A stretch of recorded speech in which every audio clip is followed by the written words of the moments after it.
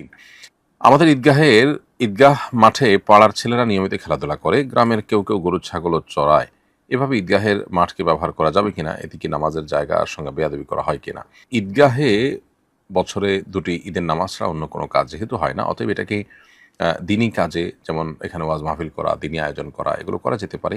আর এই জায়গাটা যদি ওয়াকফ হয়ে থাকে তাহলে সেক্ষেত্রে ওয়াকফের জায়গায় দিনী অন্য যত রকমের আয়োজন আছে সেগুলা করাতে কোনো অসুবিধা নেই।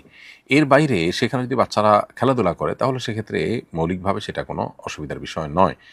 নবী করিম সাল্লাল্লাহু আলাইহি ওয়াসাল্লাম মসজিদে নববীর পাশে আঙিনাতে বাইরের খোলা জায়গাতে আপনার ইথিওপিয়ানরা এবং বিভিন্ন সাহাবীরা খেলাধুলা করেছেন মর্মে হাদিসে সাব্যস্ত রয়েছে।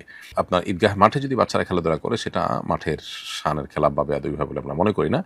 আর ২-৪ টা গরু যদি কোনো কারণে চড়ে বা হয়, আপনার কেউ চড়ায়, তাহলেও সেক্ষেত্রে বেয়াদবি হবে আমরা মনে করি না। তবে গরুর বাজার যদি বসানো হয় ঈদগাহ মাঠে, অথবা এমন কিছু করা হয় যেখানে আসলে ওই জায়গাটা নাপাক দিয়ে পরিপূর্ণ হবে, তাহলে সেটা অবশ্যই অসম্মানজনক হবে এবং সেটা না করা উচিত। বিশেষ করে ঈদগাহ এটা ঈদের নামাজ পড়ার জায়গা, সেই জায়গা থেকে এই জায়গাতে যা তা করা উচিত নয়। অনেক জায়গায় দেখা যায় ঈদগাহে কনসার্ট বা এই জাতীয় প্রোগ্রামের আয়োজন করা হয় যা শরিয়া অনুমোদন করে না। তো সেরকম বিষয় থেকেও ঈদগাহকে যথাসম্ভব পবিত্র বা আপনার মুক্ত রাখা উচিত।